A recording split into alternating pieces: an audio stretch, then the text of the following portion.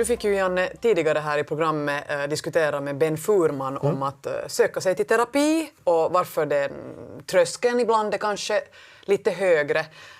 Men sen fick du en riktig terapisession också med Ben.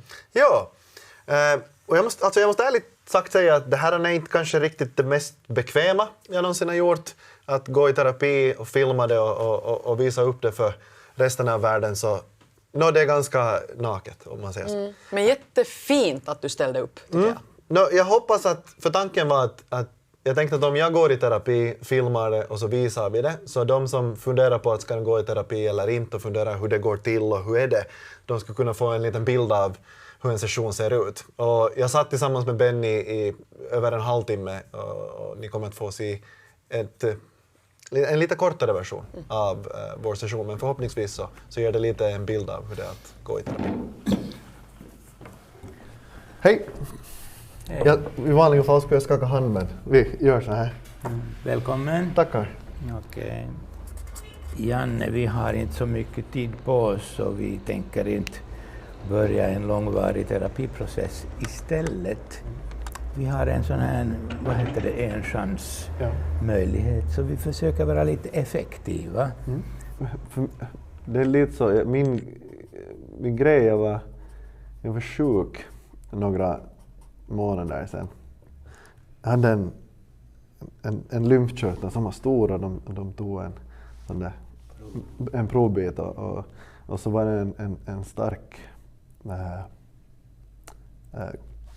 vad heter det? Söpäpel. Ja, cancermisstanke. Ja. Och vad heter det så och sen såklart så hamnade jag på vidare prov och de tog bort hela lymfkörteln och testade den, och jag hade tur, det var inte cancer, men i några månader där så, eller ganska exakt en månad, så en och en halv, så var jag så trodde jag att du skulle dö. Ja. Och att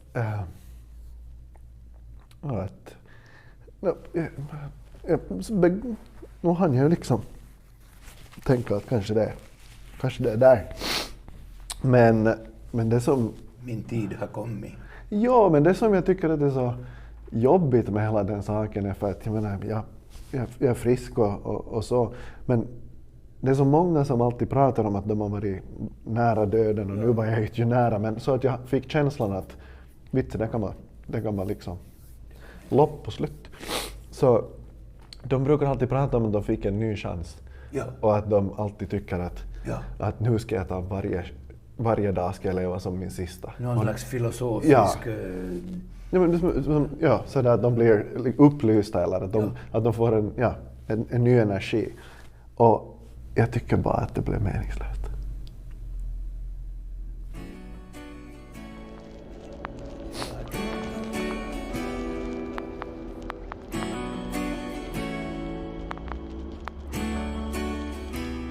Jag är ganska sådär på paus i mitt liv. Liksom att jag har fått karriärsmässigt göra ungefär de drömmar jag har haft och över. Och sen i livet så fan att om det nu skulle vara färdigt liksom, så inte vet jag om det skulle vara så pahat. Jag har fått göra mycket kiva grejer och det har varit roligt. Man har liksom psykiskt förberett sig för att det värsta skulle kunna hända. Det kan vara slut. Det är lite intressant vad du talar om, för det pratas inte så mycket om det här, men jag vet att det finns en sån fenomen att folk på något sätt förbereder sig för döden, och sen kommer ängeln och säger nej, du får inte dö ännu, du ska leva vidare, och sen blir det existentiell kris, för man måste liksom på något sätt hitta sig tillbaka till livet, och det är antagligen den processen som du... Jo, men hur gör man det? Jag tycker om att fuska. Kan man fuska på något sätt? Kan man göra det snabbare? Ja, jag tror att man kan göra det. Måste man vänta? Vet du vad vi skulle kunna göra om du är intresserad av den här idén?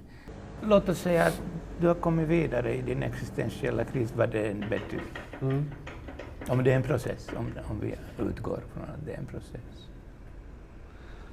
Det är så intressant för att jag har aldrig riktigt, jag har ju aldrig någonsin tänkt riktigt mig när den är över. Om det är en process så går det Ja. stegvis och kanske svacka kan också. Som så många andra kriser i livet. Men nej, jag har aldrig någonsin tänkt det så här. Alltså att i något skede så är det över. Utan att jag har alltid tänkt att nu är jag här och det är så här. Ja. Det är en cirkel. Man är där inne i den där stämningen och feelingen. Okej. Men vi tar ännu den här. Någon vän som jag kan föreställa. Ja. Fråga lite med skoj och sådär lite retande kanske också. Hur går det med din existentiella kris? Alltså jag skulle säga något sådär. Jag hittade meningen och det att jag skulle springa 10 kilometer under en timme. Eller någon lite skojigt. Ja. De skulle säkert säga att men, om du ska göra det så måste du nog leva några år till för att du är så jävla dåligt skick igen.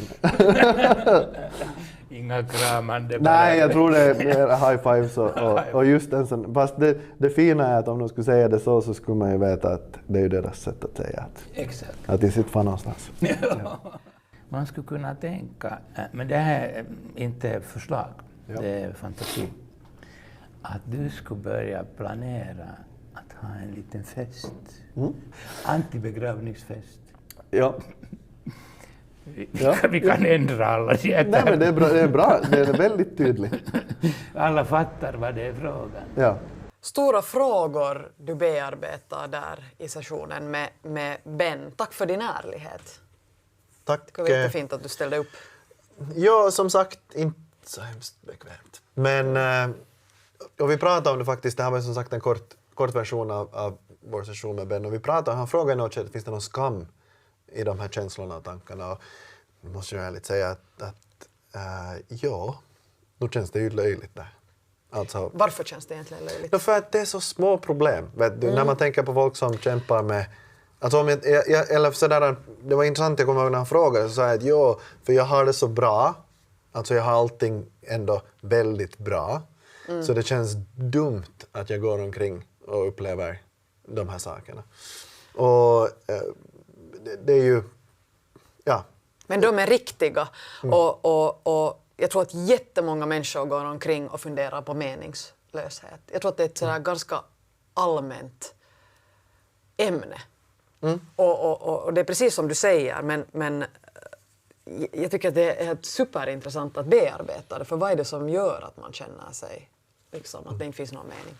Det som när man funderar varför går man i terapi, vad hjälper det? Så för mig personligen, som ni hörde i inslaget, så handlar det om det att jag upplever att den här krisen är lite sådär som en cirkel. Det vill säga att den går på samma ställe. Och så när du går till en terapeut som är duktig så ställer han en fråga som får dig att tänka på något annat sätt. Att du går egentligen i ett spår och sen frågar han frågar mig lite sådär att om du skulle komma ur den här krisen och dina kompisar, jag skulle ringa dina kompisar och de skulle berätta att han är ur krisen. Vad skulle de säga att hur skulle du ha ändrat? Och så hamnar jag och svarar på det och då på något sätt sätts du fattar plötsligt att hej, det här kan gå över och när den går över så ser det kanske ut på ett annat sätt. Och det är kanske det som är hela grejen med terapi, upplever jag, varför jag upplever att det hjälper att gå i terapi. Så cirkeln är inte mer en cirkel utan... Den är mer som ett ko, att där finns en svans och nu ska jag måste småningom börja liksom rida den. Men tack Janne för att du tog upp ett jätteviktigt ämne.